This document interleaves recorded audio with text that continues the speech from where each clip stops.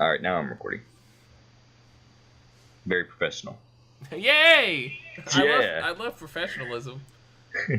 Totally didn't have you talk for 3 minutes and not have me record as well. Well, according to my Bandicam, we've been actually talking for an hour and 11 minutes, but whatever. Who's counting? It's no big deal. All right.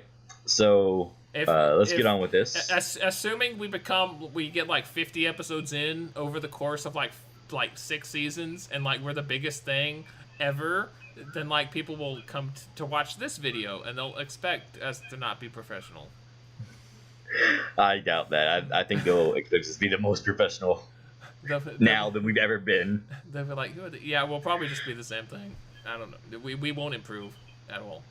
Oh, absolutely. There'll be no improvement. All right, so let's start with the topic. We're gonna go in order. So let's go ahead and start with the Bears and Packers game. You watched a little bit of the game, didn't you? No. Wait, yeah. Yeah. Because I was at work and you were sending me messages. I think I watched the first quarter or maybe the first half. Yeah, I remember it because freaking Mike Glennon like punted it. they snapped it. It went off his knee and then went back past the line of scrimmage. It was like a punt. NFL memes had a field day with. Oh my god, it was a litany. The Packers kicked a punt. It went off your guy's foot, and I was like, "Don't watch this, please. Don't watch this. Close your eyes." It was all good though because it was rolled down. I was actually at work when the game was on, and we were closing, and one of my coworkers was like, "Oh, David, you have to stay to close." And I'm like, well, everybody else is leaving. I'm like, well, and then like one of my coworkers was like, "Oh, don't worry, man, I'll cover you." And I was like so happy. I was like, "Oh, thank you, dude. I get to go home and watch the Bears play. I can't wait. I got to go home quick." And I come home, and I first of all, I'm greeted to an almost hour-long weather delay, which was great. So it didn't matter. It didn't matter if I stayed at work or not. I wouldn't have missed anything. And then I got to sit and watch as my Bears were face fucked by the Packers. I mean, that's one way to put it. I sent you a thing on message saying I'm literally sitting here watching Mike Glennon help Aaron Rodgers face fuck my team. Man, it was. Do you think they had any idea when they signed? I mean, I know Mike Glennon doesn't have that much of a sample size, but damn, they paid him so much money and he sucked. Yeah, I mean, the good thing is it's a 1-year deal pretty much. So, after the year we can cut losses with them. But yeah, it's not looking like a good turnaround for us so far. But Titty Trubisky getting the start. He's making his debut. Oh snap! But yeah, I sat there and I was in complete shock because the last time we played the Packers, we kept it actually pretty close. We took it to like the final minute or so before we got ass fucked. But this was just it was like the Packers were just playing with their food at this point. I'm like, wow, this is depressing. The most historic and feared rivalry in all of football, and then it's not even close. Now, I remember back in the dark ages of the Houston Texans, whenever we played the Colts, I just knew going into the game that we were going to lose. Back when they had Peyton Manning and we were shit. Do you go into the game still thinking like, oh, we might beat the Packers, man, we just might get it done? I always have a little bit of hope, just mainly because of the fucking Aaron Rodgers, the Brett Favre Thanksgiving night game back in 2015, where nobody expected us to win. Nobody expected us to come out and upset the Packers, and we did, off of sheer luck. But at this point, it's like you pretty much know how the game's gonna go when it's the Bears and the Packers. You know that the Bears are gonna try and they're gonna try and they're gonna try, and ultimately it's gonna end up with Aaron Rodgers saying, "Oh, that's cute," and just dominating us. So Yeah, I mean, as a Bears fan at this point, you just have to expect every time you play the Packers that uh, if you have any kind of hope to win, it's very low, or you're just like, oh yeah, we're fucked. So I have more hope of us beating the Vikings than the Packers. I don't know. I know that definitely the Bears do have I mean, I guess if you have like enough years of, I don't want to say ineptitude, but I guess that's what it is. It is what it is. If you have enough years of ineptitude, that really does sort of like forge like the real fans. Because I think more than any other division outside of the Cowboys and the Texans, I see NFC North people down here in East Texas like all the time. It's nuts. I'll see. Yeah, they're everywhere. I see Bears people. Well, it's kind of weird when I see Bears because we've got the Gilmer Bears, so we have like like they're a high school, so we see a lot of them. But I see like legit Chicago Bears fans, and then there's some Packers fans for some reason, and then a Lions fan at some point, which was kind of weird. Do they get their rim job? I don't want them. I don't want them bringing those rim jobs to my parking lot. That's weird.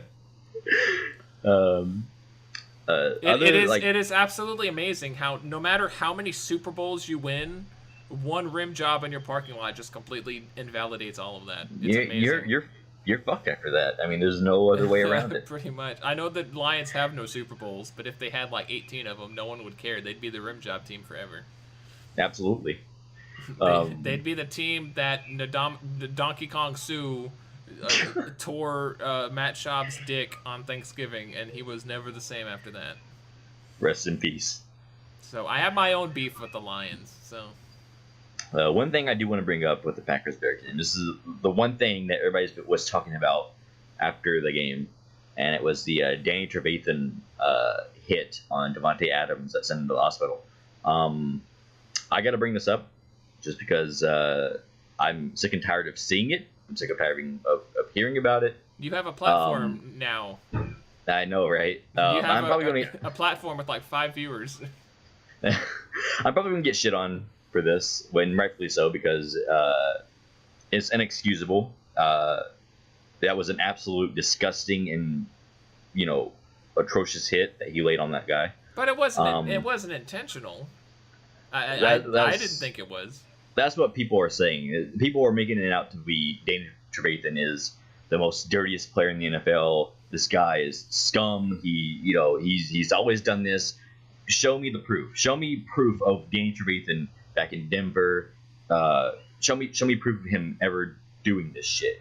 You can't, because it doesn't exist. It didn't seem dirty at all to me. It was a horrible hit, and that's why they give him 2 games so that players know they can't be doing that crap. But right, and like the thing is that you're taught to play to the whistle. You're taught to play until the whistle is blown, and yeah, he was stopped. He couldn't move, but the whistle wasn't blowing. So why are you supposed to stop playing? It's and like I said, it's an argument I'm going to get shit on for. But what happens if Adams breaks that tackle? Danny Trevathan is going to get shit on because he didn't tackle him. Why are you just standing there? Why aren't you tackling him? So it's a lose-lose situation. Either he tackles him, and like I said, I'm not justifying the hit. The hit is what it is. It was disgusting. I saw it, and as a Bears fan, I'm like, okay, I don't know if I agree with that. But to say that, he meant to do it. He's a dirty player. He's this. He's that. Get over yourself. Like, the Bears have enough shit to deal with. They don't need to deal with that either. You know what I mean? Yeah. I mean, it's never good. Like they say, like any what's the word? Any press is good press or whatever. That's not the case. It's like and I really like I have Adams on my freaking fantasy team, so of course I'm gonna be pissed off about it. But yeah, that's the one big takeaway I wanted to talk about from this game. Is just he's suspended. There wasn't much else. Right, like he's suspended now. Get over it, deal with it, move on. Yeah, and that's one of the things that I hear a lot of complaints, mostly from my grandparents, that they're like, oh, these NFL players, they get paid too much. They don't need to be getting paid all those millions of dollars. And I'm like, okay, their career could end on any play, so they need to they need to get their money now and definitely. So like whenever players hold out, I can sort of understand. Like Dwayne Brown, I can sort of understand. You know, he was injured last year, but I mean, you've got a future to look out for. And if God forbid you end up with like CTE or something, you need to be able to like provide for people for however many years that could be. Absolutely, and it's like, I mean, I don't understand how you can justify that when you have players like Vontaze Burfict and Ndamukong Suh still playing. Like, yeah, that's ridiculous. Like I think I remember faintly there was an incident with Trevathan at some point, but I don't recall it being like horrible. But like yeah, I don't know why. There are just some players I don't understand why they're still playing. Exactly. But let's move on to Sunday. Sunday. Exactly. Sunday, you had, fun day. You're a field day over in Houston. Oh yes, it was a track meet pretty much. But I don't want to talk too much about like the game itself because basically there was no game. It was just the Titans. I thought back before the season started, I had the Titans winning the AFC South, and I thought they had a good defense. I don't know it anymore. I can't judge their defense based on that game, but like it seemed like, with the exception of a few plays, it seemed like their defense was honest. Dick LeBeau, I think, is their defensive coordinator, I believe. He was like 28-4 against rookie quarterbacks, but now he's 28-5. But like DeAndre Hopkins, the whole game had Bryce McCain on him, and that was it. And like at no point was he like, maybe we should double coverage on DeAndre Hopkins. So possibly. It seemed like maybe their defense wasn't horrible, but definitely the scheme they were running, and there were just some plays where they just had Texans were just wide open, which is insane. I've never seen that before. Right. But it's like I'm at work, and all of a sudden my phone in my pocket is going crazy the entire time. Yes. And it's whenever I'm watching a football game, it doesn't matter which team it is, but like I'm sitting on the couch and I like have this insatiable need to like talk to somebody about it, but David's usually at work, so I'll just get on Facebook Messenger and I'll like live chat the game as it's going on, and the chats get hilarious sometimes. It's amazing. Like I open my phone up, I'm just seeing Watson, Hopkins, Fuller. I'm like, oh god, what's going on? See, if we ever get to the point where we have like a Patreon or something, there's going to be a specific like Patreon only Facebook Messenger feed where everyone who's a patron gets to see me go freaking wild. Just absolutely batshit. It's amazing. I have a lot of fun doing it. But there was I think it was Deion Sanders. It might have been. But today he said that despite everything else that, I'm paraphrasing, everything else that Watson has done, like, he's changed the mindset in Houston. And I never before have I felt this much of a chance that, like, we could win. Like, we're going up against Kansas City. They blew out like nothing against the Patriots. I had no idea they were going to be as good as they are.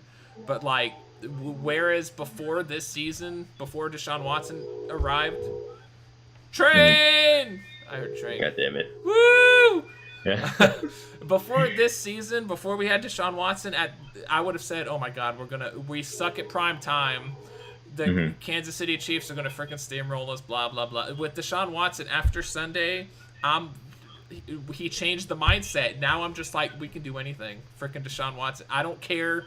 I know you have your problems with Deshaun, with his college career and his abilities and whatever, overthrowing people and his arm strength and all that. But like, after Sunday, I'm sold. I have my Watson jersey. I wore it on Sunday. Never before have I sat down and like laughed at a game because I felt that secure that I was just gonna have a good time at some point. I was just like, oh, this is so good. Okay. Whew, it's so good. See, and I don't want anyone. I'm not like throwing this in your face or anything. If Trubisky comes out and he does for Chicago what Deshaun Watson has done for Houston, freaking fantastic. I don't think he will because your receiving core isn't all that good. But I think Watson has more of a team around him than Trubisky would. But like if he like shines and like kicks ass, that's awesome. Yeah, true. See, we both love each other's teams. David he might have a few issues with Deshaun Watson, but I don't care. He's my man. I love your team. I've always said Texans are one of my favorite teams in the league. I just, from what I've seen from Watson, both in his college career, during the preseason, and even early on in the season, it leads me to believe that this guy is never going to win you guys a Super Bowl. He may make you guys relevant. He may make you guys into like a deep playoff team, which is something you guys have never had. He doesn't have the ability to lead receivers. Doesn't have the ability to lead receivers open. He doesn't have, elite arm strength is what you want in a quarterback. He doesn't have, top tier decision. Like his decision making could be like it's not bad, but it could be a lot better than what it is right now. I will agree with you on. There was one interception he threw on Sunday where he was moving in the pocket. And he was so quick. He wanted to get the ball out so fast. He didn't even bother to set his feet. And so when he threw it, it didn't go nearly as far as he wanted it to, and it got picked off. I will say that, but he was making some excellent throws and leading receivers. I don't know if you caught any highlights of the game, but the touchdowns he made were brilliant. There was one that Fuller made that he threw. It took my breath away, literally. And watching it on a replay, I was like, oh. It was gorgeous. So... I mean, I'm hoping beyond all hope he changes your mind at some point this season, and you're like, oh my God, Deshaun Watson, he's actually like legit. But it'll take a lot of work to do that, because once I get my mindset on what I feel for guys, it takes forever for me to change it. That's the same way it was Jay Cutler. When Jay Cutler first came to Chicago, I was like super on board. Like, oh my God, this guy is going to be the best quarterback we ever, and by and large, he is the best quarterback we ever had. And you're still loyal. Like, you're still loyal to the guy. I was like, this guy's gonna lead us to a Super Bowl. He's gonna bring a Super Bowl back to Chicago. I'm so excited. And then year after year after year goes by, and it's like, okay, Jay, any day now you want to start living up to that hype. He did have one good year under Mark Trestman. Well, I say good stat wise. I remember there was definitely a year under Trestman. It had to have been his first one where everyone was like, "Oh, Jay Cutler, he can play now." Under Trestman, the quarterback whisperer. I do recall that. And then like the year after that, he was just like, "Oh, Jay Cutler's back." Smoking Jay. Good old Jay Cutler. But like that's the problem. Like once I get my mindset on what I've seen from quarterback, it takes a lot to convince me otherwise. And with Watson, it's like that. It's like I've seen enough of his college tape, I've seen enough of his preseason tape, and I've seen enough of his tape up until now to lead me to believe that this guy, while he does have talent, is not going to be a Super Bowl champion. Okay, well, we have, 13 Trubisky. We have a Trubisky season away for him to prove you otherwise. But like that's very true. Like I was saying, I'm pretty sure it was Deion Sanders. He's changed the mindset in Houston. I'm ready to go. And I'll say like what he's done off the field is tremendous. Donating his check and whatnot, all that stuff. That's what you want from a football player. That's what you want from a leader. Is a guy that is going to be a leader on and off the field. And I can respect that. It's just I don't see the talent there. Okay, well, I'm going to make sure you watch the highlights and you see some of the throws he was making on Sunday, because they were so good.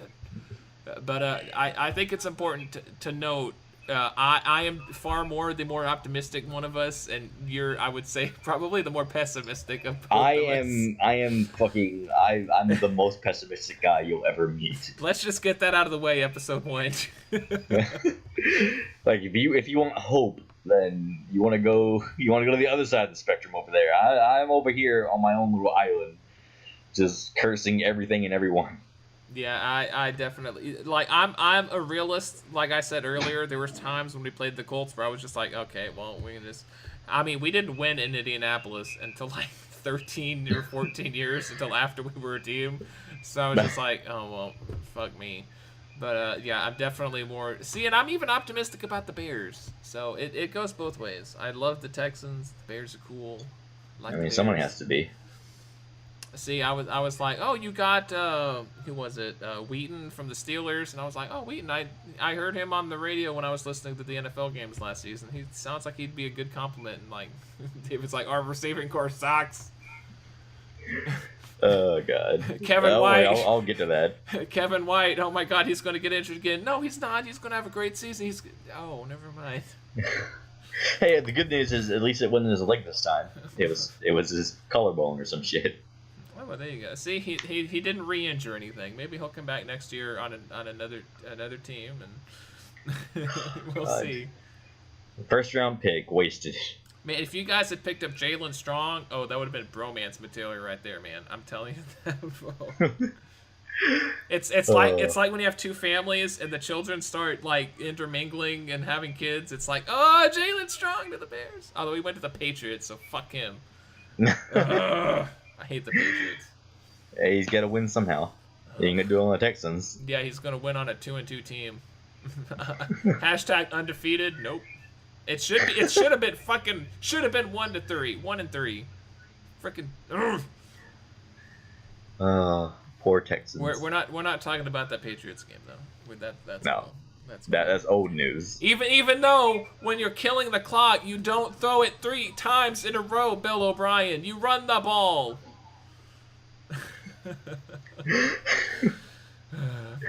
So, let's move on to what I'm most excited about. Do you actually have a list, or like are you just going down like bullet points? No, I'm just going down off my mind pretty much at this point. Okay, because I'm totally letting you lead the conversation. Like we have 3 topics on the show here.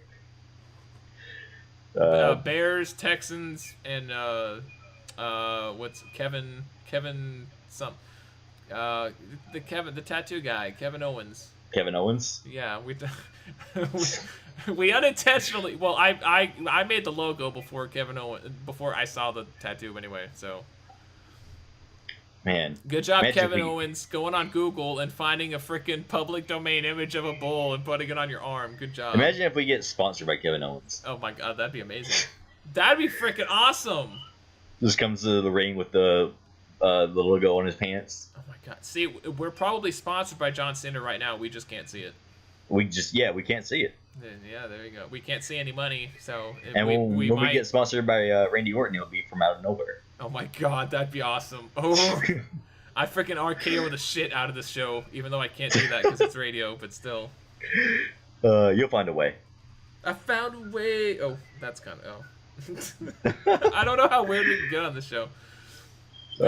How many Drake and Josh references we can get on here? We can get all. All of the references. Let's move on to what I'm most excited to talk about, and that is I woke up this morning to a shitload of messages and calls and whatnot from you telling me that Mitchell Trubisky has now been named the starter for the Chicago Bears. 10 titty Trubisky. It feels like I'm in a dream right now. I never expected this to happen. I wanted it to happen. I've been praying for it to happen. I just never thought it was going to happen. Mainly because John Fox is a stubborn dick. But at this point in my life, I'm at peace. I think even if I told you before, even if Trubisky, you had a religious awakening. Even if Trubisky plays bad, it's not going to be on the same level as Mike Glennon. And at least you know he's building towards a future, whereas Mike Glennon was building towards a paycheck and a giraffe-naked woman. Exactly. The Bears finally decided, okay, enough time has passed. Enough, stop waiting. We're going to start the future right now. This is it. We are going to play Mitchell Trubisky. And honestly, I was on board with the idea of sitting Trubisky. Like, when we drafted him, like, oh, he's just going to sit behind Glennon and learn, and next year he's going to ball out. That's fine. Okay, I'm okay with that. And then you saw Glennon. And then I saw the preseason where Trubisky was nothing short of phenomenal. He was outstanding, And people are gonna, they make the excuse, oh, he's playing against second and third tier guys. Yes, but he's playing with second and third tier receivers and offensive linemen too. So what are you on about? He proved, and I was like, okay, if he can look better than Glennon in the preseason, or at least match him in the preseason, why should he sit? Because he's ready. You know what I mean? And for the most part, he played better than Glennon in the preseason. He had no picks. He threw touchdowns. He had very, very good decision making. He knew where to place the ball in his receivers' hands to get the most out of the opportunities that he was given. And overall, he looked like a leader. He looked like an NFL quarterback. So I didn't understand the debate of why, at that point, why would Glennon start? And of course, John Fox, being the dipshit he was, always giving us the best chance to win. No numbnuts. He has proved that in the preseason that he does not give you the best chance to win. You're just stubborn and don't want to lose your job, even though you're going to. Are you insinuating that this is why he could not win a Super Bowl with Peyton Manning? I'm absolutely insinuating that. It all makes sense now. I always thought John Fox, when we first brought him in, I thought he was a good selection, but he's not the coach you want to lead your rebuilding team. He's a playoff coach. He's a Super Bowl running coach. You want him if you're trying to make a push for the playoffs. You want him if you're trying to win now. That's not what the Bears are doing. We're building. We're building from the ground up. We're trying to establish ourselves, and that's not what John Fox is best at. So the whole thing with Trubisky and whatnot, people want to point to the Steelers game and say, "Oh, see, Mike Glennon won that game for you." No, he did not win that game, dumbasses. Cohen and Howard won that game. Glennon threw one pass in that game for 9 yards. That whole game, he threw one pass for 9 yards. Everything else was dominated by Howard and Cohen. And the only reason we won that game was because the Steelers' defense was too freaking inept and dumb to realize, okay, we need to buckle down on Howard and Cohen because this guy obviously isn't going to do shit. And they couldn't get any pressure. So the whole excuse of, oh, Glennon won you guys a game. No, he did not. Okay, get that, just clear that out of your head. And the whole thing of the Bears receiving corps are garbage. Yes, we don't have the best receiving corps. But Glennon is actively missing wide open dudes. He's throwing the ball over guys who are open into the hands of a Packers defensive back or in out of the end zone or some shit. So the whole argument of why play Trubisky when you don't have good receivers? Again, Trubisky, yeah, we don't have great receivers, but he's played with these guys in the preseason. He knows these guys. He knows where to put the ball. He knows the where they're gonna run. He knows the cuts. He knows everything that these guys are gonna do. Why is he not starting? See, he's more mobile than Glennon, so he can move in the pocket, which Glennon can't do because he's got freaking giraffe neckitis or whatever shit. It mind boggles me why now they're starting to realize, okay, this guy isn't the dude.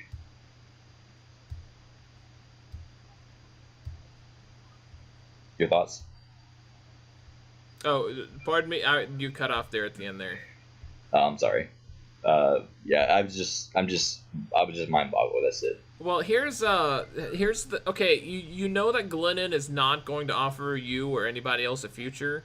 So, like, whenever he has a setback, it's just a setback. If Trubisky goes out there and he has a bad game, that's a learning experience for him. He's the future. He's going to grow from that. So, I mean, even if he comes out and he's not the player you expect him to be, who knows? Maybe a few games down the road, maybe next season, he's going to build from that. And there's nothing better than experience. So, putting him out there and letting him play and get to know the offense and how to play against the NFL defense, I mean, that's invaluable experience. And you only have them for, 10, 15 years, so. Yep. And, like, I need to bring this up. This is the final point I'm going to make on this. for the people out there saying that Trubisky should sit and learn behind Mike Glennon. What the fuck are you? What are you smoking? Which I didn't say that when you brought it up. I was speaking as like, oh well, maybe the coaching staff thinks that he needs to sit for a season. I never said that personally. I was playing devil's advocate. But I saw reports that Aaron Rodgers was like, oh, maybe it's best that he sits. Dude, just because you sat behind Brett Favre doesn't give you the right to talk about anything like that, okay? Like, people are saying, oh, look at Brett Favre, look at Tom Brady. These guys sat, and look how they turned out. They sat behind guys that were, Pro Bowlers, who were playoff contenders, who were, Mike Glennon isn't that dude. So why are you trying to make excuses like that? That's not going to work, Look at Marcus Mariota. Look at Jameis Winston. Look at Russell Wilson. These guys didn't sit. Cam Newton. Cam Newton, yeah. Super Bowl. These guys didn't sit. These guys started day one, okay? And, Russell Wilson, Super Bowl champion. Cam Newton, Super Bowl loser champion, but, he was there. Mariota and Winston are two of the youngest, brightest stars in the league right now at quarterback. Even, Derek Carr, even though he was a second-round pick, he didn't sit. He came in, he started, and look at him. He's, again, injured. He's injured, yes, but he's a guy that people are talking about as being one of the next elite quarterbacks. So this whole notion of you need to sit this guy behind your starter and have them learn. What is Trubisky going to learn from draft Nick Glennon? What's he going to learn? Is he going to learn how to launch a ball over his receivers? Is he going to learn just to stay in the pocket and keep his eyes, not down the field, but looking at the defenders instead and not seeing his receivers? Is that what he's going to learn? He's going to learn how not to be a quarterback. That's exactly. That's invaluable. You can't teach that. That's natural right there. That's talent. And in order for a person, your center, to snap the ball, hit you in the knee, and make it punt over the freaking line of scrimmage, that's talent right there. You can't teach that. Exactly. And the talk with Glennon about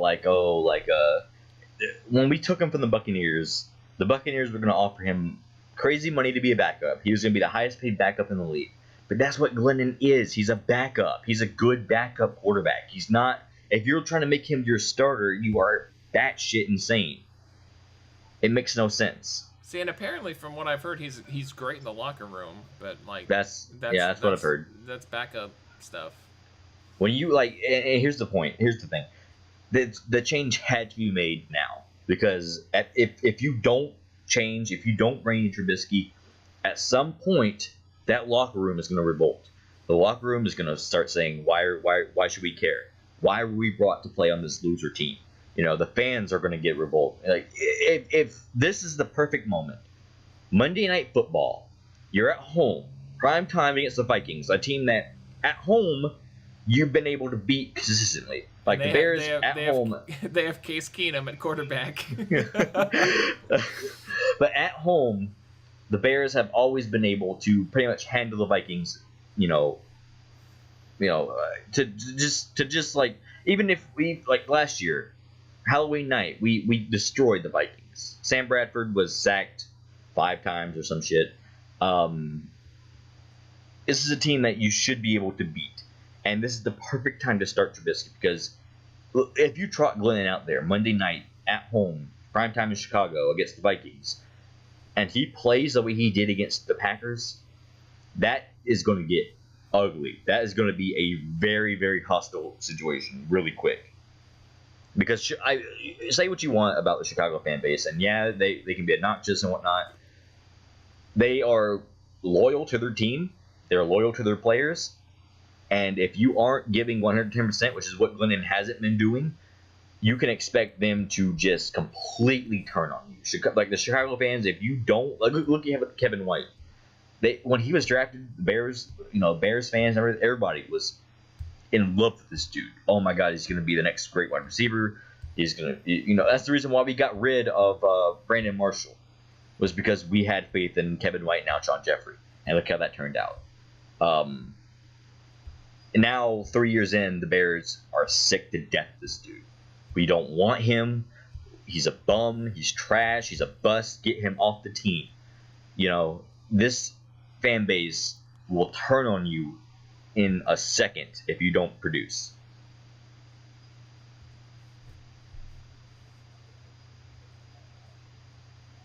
Yep, that's right.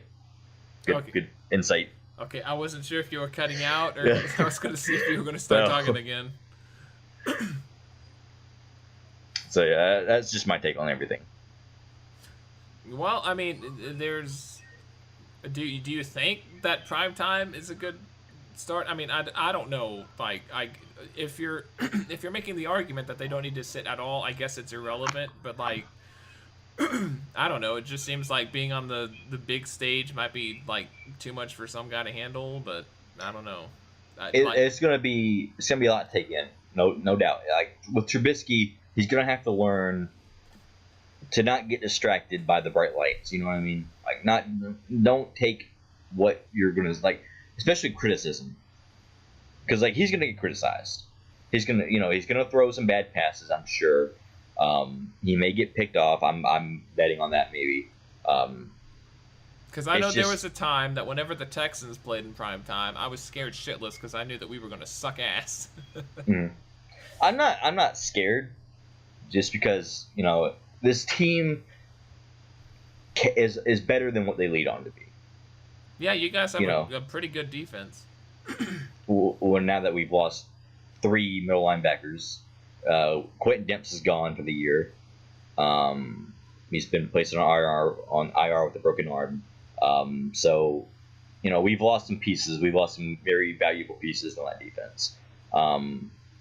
But we still have what I would consider a pretty damn good front seven. Leonard Floyd is in his second year, and we're banking on him being our go-to guy. Pernell McPhee's somehow remained healthy. Somehow, whatever voodoo magic he's cast on his legs, keep casting it. Akeem Hicks is a monster. So, like, we have a good front seven. It's not what we want it to be. We definitely need Freeman and Trevathan, but they're not going to be playing. The only problem with that defense is that secondary. But Kyle Fuller has been fucking playing his heart out, which surprised the hell out of me. I cannot believe he stepped up. Third quarter Fuller. That okay? Never mind. You tried. I miss Tracy Porter. I don't. But at the same time, like we have Eddie Jackson, who's been playing tremendous at safety. He's a rookie guy. Just this team has pieces that they can definitely build on. The offense, the offensive line is good. That's something to take joy in. Running backs are great. There might have been Chris Collinsworth. He was ranting and raving about how good their O-line was. So Trubisky's going to have that support. Yeah, and that's also helping out Howard and Cohen. People don't understand just how underrated our offensive line is. Like we're, I think, number 7 in the league in terms of blocking, letting sacks in. We are constantly, our core, our middle, is what really holds it together. Josh Sitton, Cody Whitehair, and Kyle Long. When those three guys are playing, it's like magic on that offensive line. I don't know what it is. I don't know how it happens, but it is beautiful to see. And that works great for Jordan Howard and Tariq Cohen, like you were saying. Two guys that, especially with Tariq Cohen, is playing very, very well as a rookie that nobody knew about. And Jordan Howard has a busted shoulder, and he's still playing amazing. So, it's insane to see how that offensive line can do so much. I think it's just one of those. I think it's just one of those things where if an offensive line is playing well, you just don't notice it. But if they're playing awful, then it's like every play you're like, ah. Yep. Like the Texans offensive line. Yeah, the first two games, every single play, I was like, "Oh my god, this is horrible." But then the Patriots game and the Titans game, they played very well. I didn't even like notice them, which is bad because they deserve a lot of credit for improving the way they have. Especially when you look at the Giants. After 4 games, their offensive line is shit, man. Yeah, they definitely need help on that. So I The don't good know. thing, I don't know what our coaching staff is putting in their water, but damn, it's working. it's a good thing the draft for next year is so good on offensive linemen. See, and I think it was against the Bengals. They had like 6 offensive linemen, and like whenever we had a tight end, they like well we only had one tight end because like 3 of them had concussions from the first game, but like our tight ends are going out and getting open and getting catches, so it's like straight up our offensive line that's doing well, which is Exactly. crazy. Like I said, I don't know what they're putting in their water, but keep doing it. I'll start a GoFundMe to make sure they do that. There you go. It's nuts. Dwayne Brown, your trade stock is going up, my friend. All around, Dwayne I Brown. I know you got injured last year, and you know that your skills are declining, and you want to get paid before that starts reflecting in your play. But man, you're oof. Deshaun Right. Watson is taking us places, man, and you're Yeah. sitting at home with that beautiful wife of yours. So you're probably having an okay time anyway, but still. Someone was saying we should trade him to the Giants, which would be like awesome. I don't know what we'd get like picks or something, but I mean, like at this point, this is probably be a good thing to close on. Um, what would you say right now on on the Texans team? What is the biggest hole that you guys need to fill? you know what? If the first instinct of mine is the secondary, because I always complain about the secondary, and the secondary does give up a lot of plays, but for some odd reason, there's just like there's just little increments of time in games where the secondary just like they'll just make an interception and it's beautiful. And a lot of people, including me, will say we have a bend but don't break defense, and that's kind of what it is. Because if we get down to the red zone, we're very good on defense, but it's just the deep passes where if we ever go up against like Aaron Rodgers, I'm sure he would turn our secondary into Swiss cheese.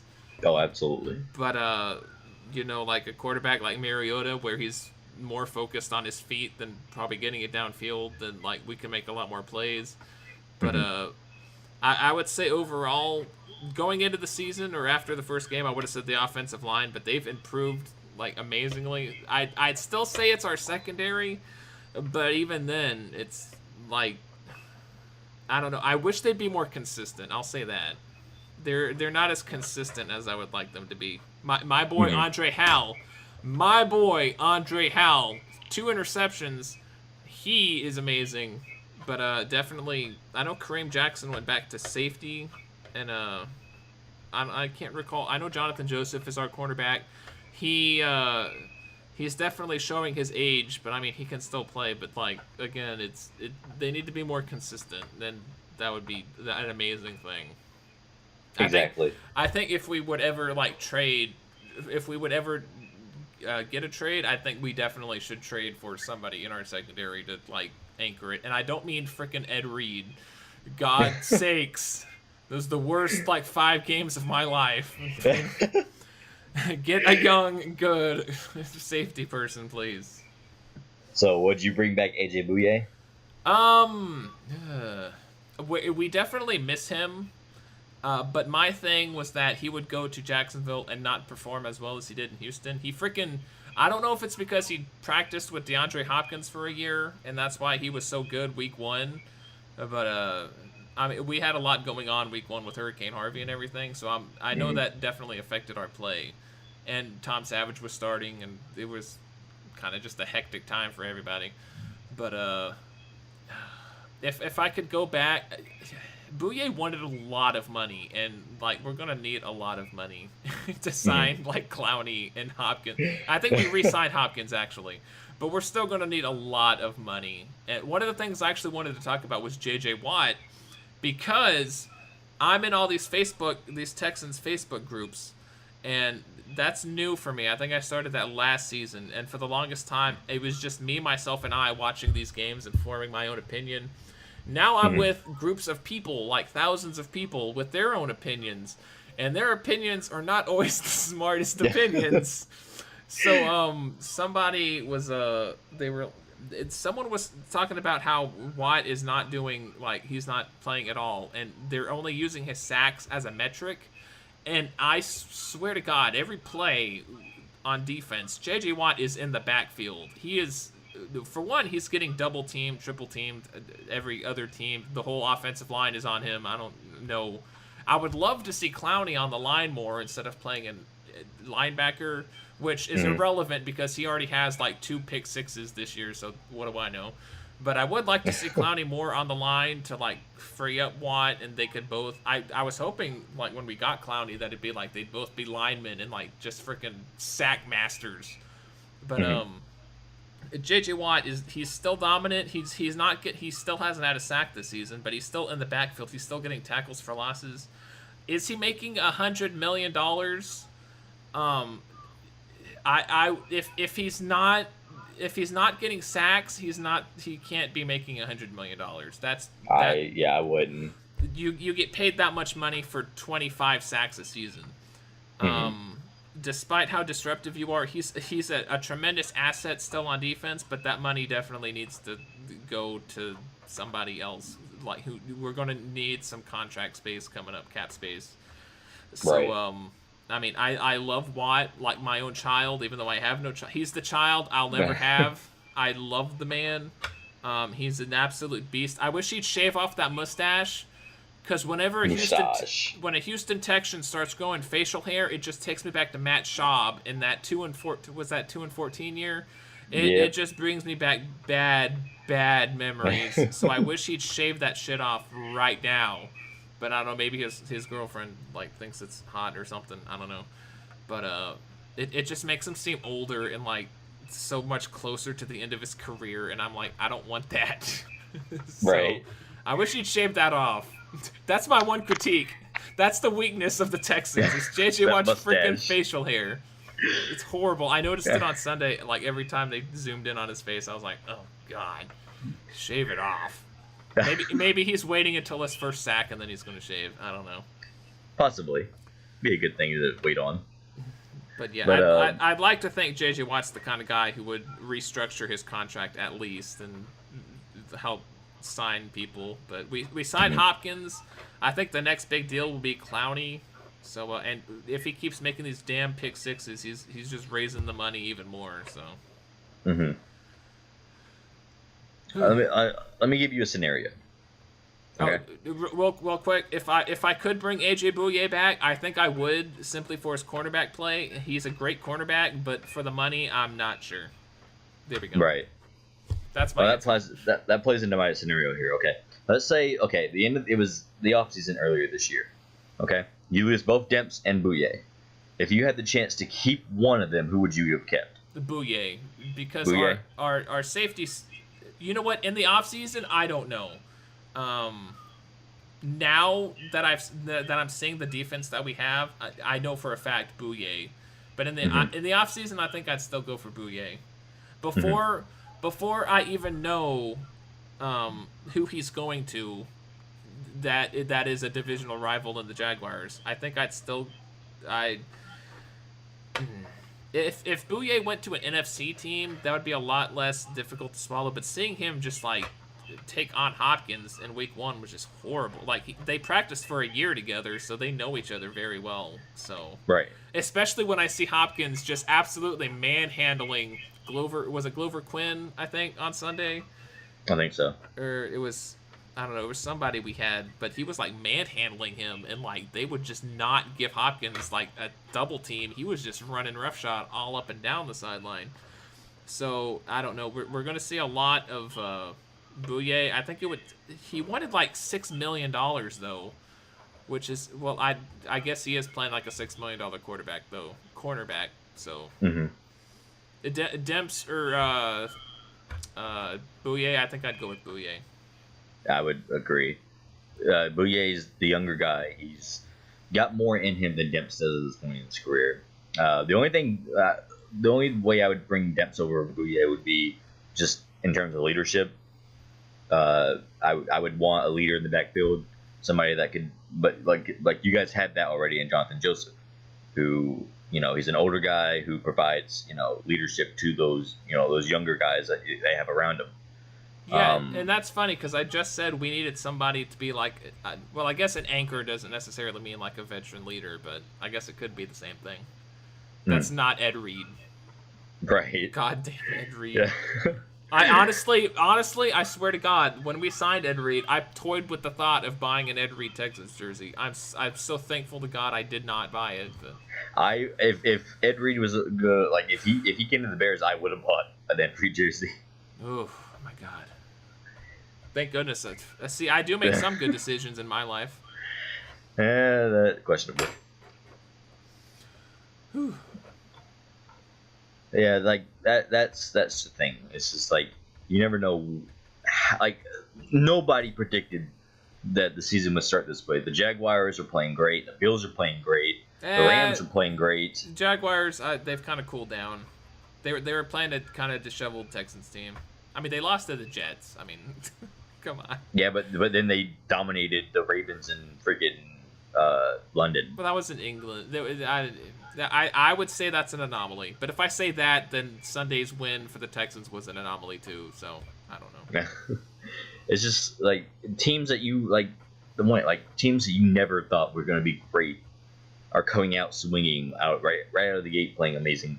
Yeah, football. and the Patriots, who were supposed to have gone undefeated, are 2-2. So it's just a weird year. Mm-hmm. That leads me to the final question I'm going to ask you. We could continue talking, or we can end after this. Seeing how everything's turned out so far, right now, if you had to pick two teams in the Super Bowl, who would you pick? Two teams in the Super Bowl. Just based on right now what you've seen up to this point.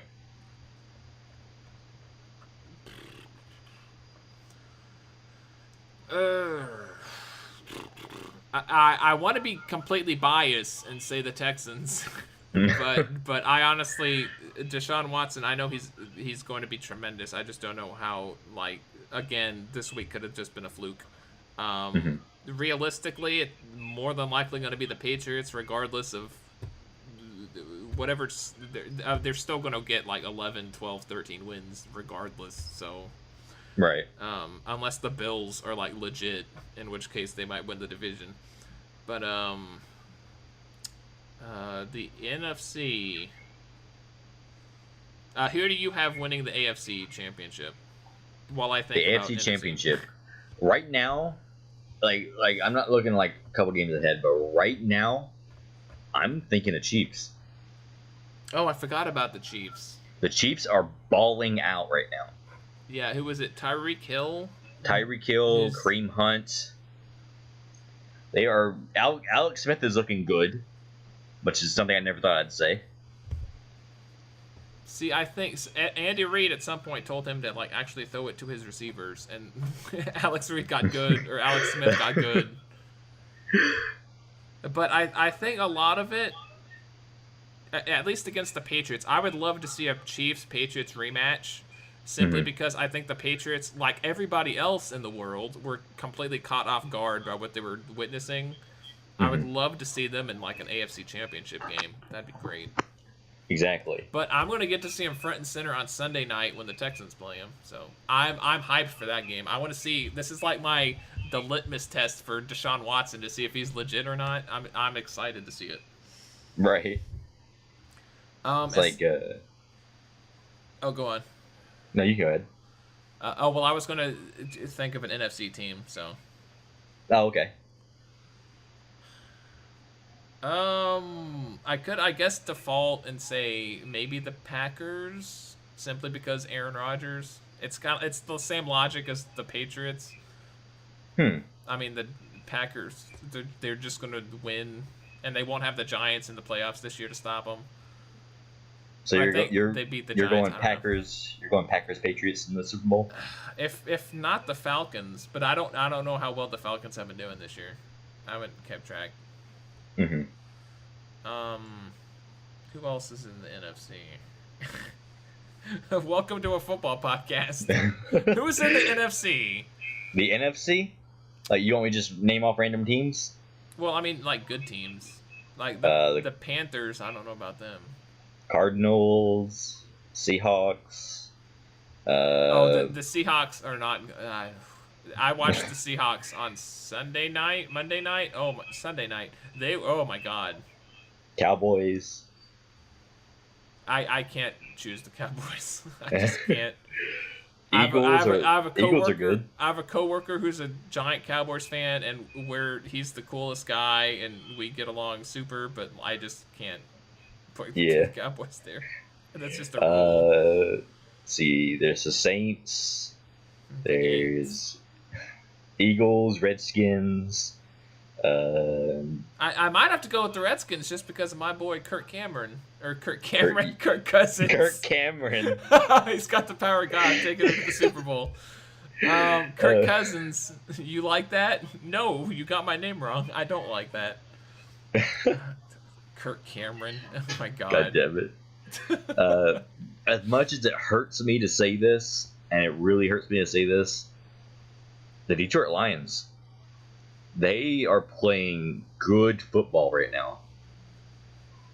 Like scoring those 14 points to win games. Like, rim jobs aside, the Lions have been like they should have won that game against the Falcons. Like, it was a very, very controversial call that caused them to lose that. Their defense is looking good. Matt Stafford is somehow living up to the hype of that contract. And the receivers are amazing. So I right now, at this moment, just week 5 right now, I'm looking at Super Bowl being Lions Chiefs, which is a one weird fucking Super Bowl. I like the Chiefs simply because that means the Patriots aren't in there. Right. I don't know. I'd have to see the Lions. I'd have to see. Matthew Stafford has been in one playoff game. I'd have to actually see like what he does in the playoffs. Mm-hmm. Like I said, this is just based off what has happened thus far, like up to this point. Yeah, which, I mean, any quarterback just can randomly pull a Joe Flacco and just like turn it the crap on in the playoffs. I mean, that's all you really need is a hot quarterback. Could you imagine the Super Bowl being like the Giants and the Jets? I wish it was something cool like that. Like the Cowboys and Texans, that'd be freaking amazing. Right. But like the Giants and the Jets, 2 of the worst teams in the NFL right now, just immediately turning around and start playing the Super Bowl. See, I could see Eli Manning turning it on despite his offensive line. I saw at the game against the Buccaneers, he was playing freaking like with his eyes bobbing out of his head, but he was like playing very well considering. The only problem is Odell Beckham Jr. can't stay healthy.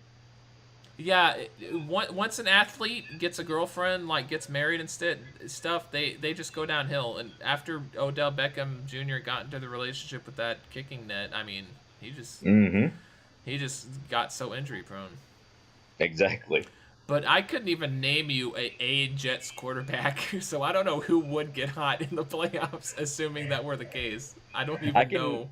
In my tenure as an NFL fan, I can name at least 2 Jets quarterbacks, and one of them is only because they played for the Bears for like 3 years or some shit.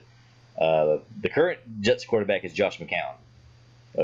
Okay. See, I had no idea. I know they had the guy who was throwing the ball to reporters. Yeah. Not intentionally. Josh McCown played for the Bears, and even last year he played for the Browns. They had Ryan Fitzpatrick. And the only other quarterback from this era that I can name is Ryan Fitzpatrick, who is a former Texan, who sadly might be before Deshaun Watson, who sadly might be like after Schaub, like our best quarterback. You mean to tell me Brian Hoyer isn't your best quarterback? Ugh. The guy stinking it up right now in San Francisco. Oh my God. Oh, we're not talking about. Somehow with Brian Hoyer, we still managed 9-7, which I talk a lot of shit about Bill O'Brien. He manages to do magic with crap ass quarterbacks, and then they lose to the Chiefs in the playoffs, like 40-0. Oh man, just the magic of the NFL, man. The magic of the NFL. Ugh. See, I will give it the well. I can't say that because the Patriots are in the Super Bowl. I would like more parity, like different teams, like getting better or whatever. But it's always the freaking Patriots. And I hate the Patriots. If you guys haven't already figured that out. See, that's the thing with the AFC. It's always gonna be. It's always Patriots. the freaking Patriots. See, it was always the Seahawks for a time, but then their O-line sucks. Like with the NFC, you have like teams like the Seahawks and the Panthers and the Giants. You know, any of these teams could be in the Super Bowl at one point. AFC is always the Patriots, although that might be the Chiefs now. Yeah, I can see it. Or the Raiders if Derek Carr can stay healthy. Which even this year, the Raiders didn't look. They haven't looked like the Raiders did last year, even when Derek Carr was playing. I don't know what's up with that. It is weird. This season so far has been really, really weird. Yeah, it's all this the politics and the kneeling, and it's throwing off the equilibrium. And no, we're not going to talk about that on here. I wasn't hoping on it. It's throwing off the equilibrium. People are boycotting and still checking scores on their phones. Yeah. My dad's like, "Oh, we're boycotting the NFL." I'm like, "Oh, you're definitely changing the channel to check up on your team." I know. Exactly. Well, maybe not because they're 49ers fans, so they probably want to stay far away from God, not the 40. The Brian what's Hoyer, wrong with your family? Brian Hoyer shit show. It's like, no, even if it's not you, your family can't get on Brian Hoyer. I shouldn't say that. I have friends that are 49ers fans. He remarried into 49ers, but even before then, he was like not a Cowboys fan at all. My mom's a Cowboys fan. My brother's a Cowboys fan. Oh, I know your brother is. You've sent me messages that you guys have had. Yeah, I'm the only Texans fan, and my grandparents are nice enough to be like, yeah, they love J.J. Watt. They wish like J.J. Watt was like me instead of me, but like they love J.J. Watt, so they don't mind the Texans, so. They wish it's like one of those classic scenarios where, oh my God, J.J. Watt's car's broken down in front of our house. He must stay here for a week or so. Yes, and J.J. Watt would be like, okay, that's cool. Let's go play catch in the backyard. These nice old parents or nice old grandparents are opening their home to me. What a sweet couple here. And he gives him $100 million. His great grandmother celebrated her 100th birthday a few days ago. I'm like, their whole family are freaking monsters. My God. Grandma Watt. I don't know what they've been feeding them for the past 100 years, but dear Lord. Turn down for Grandma Watt.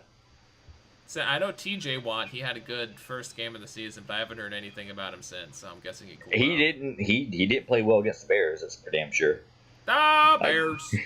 He wasn't making plays. No plays, no lays, potato chips. There you go. And that's perfect. That's the perfect thing to end on, actually. No lays, no play, or no plays, no lays. Oh well, there we go. No money, no money, no honey. There you go. Yeah, that's beautiful. No plays, no lays. No money, no nanny? Oh, Derek Carr, he was so busy making those music video commercials. That's why he got injured. That's why he wasn't playing well. Damn, that's what got him. Getting a cast on with a great rate. To the hospital with a great rate.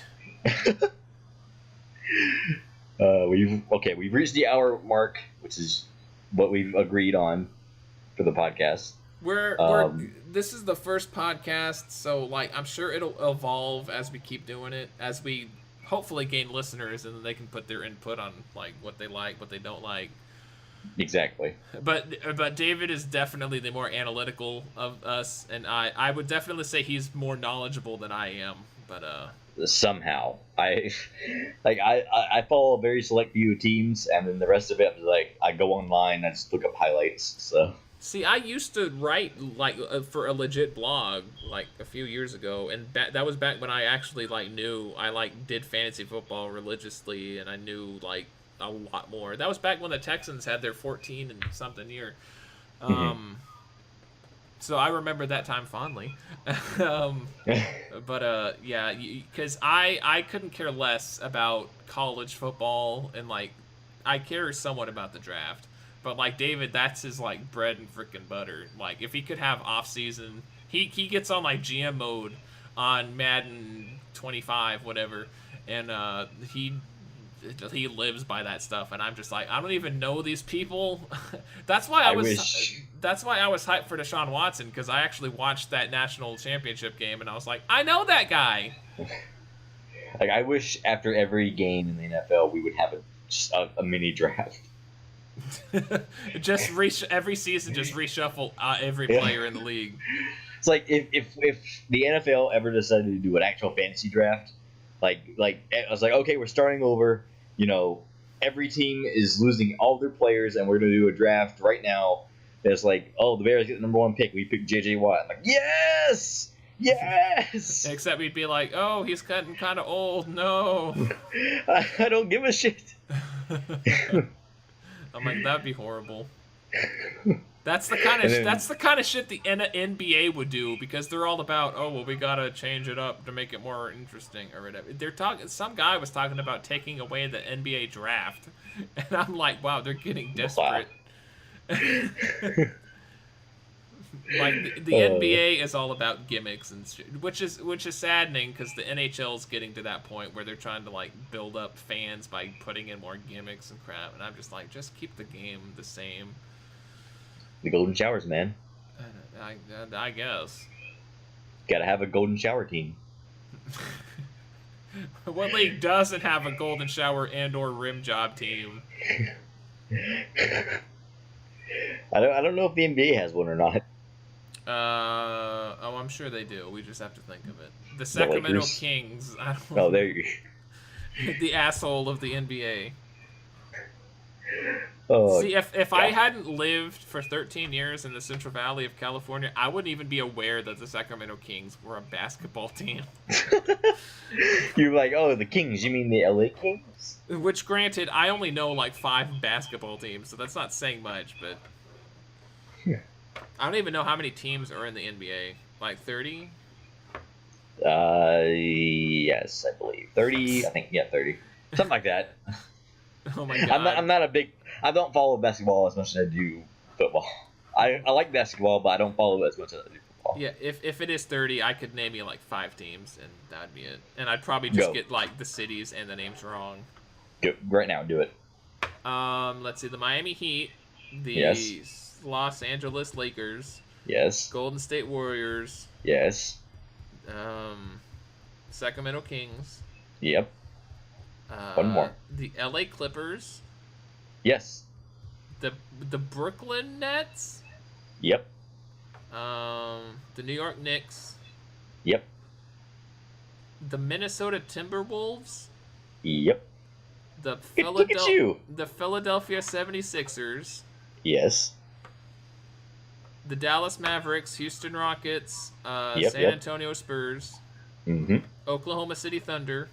Yep. My man Russell Westbrook.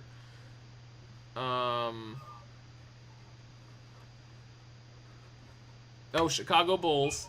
There you go. Gotta put that one in there. Yeah, that's about it. So you did better. You did better than you previously let on. Yeah, that was like 10 teams out of 30. Don't need to be in a stats class to know how bad that was. There you go. Look at you, 33%, boys. Woo! I'm gonna come back. I'm gonna come back from next podcast. I'm gonna know them all, except not at all.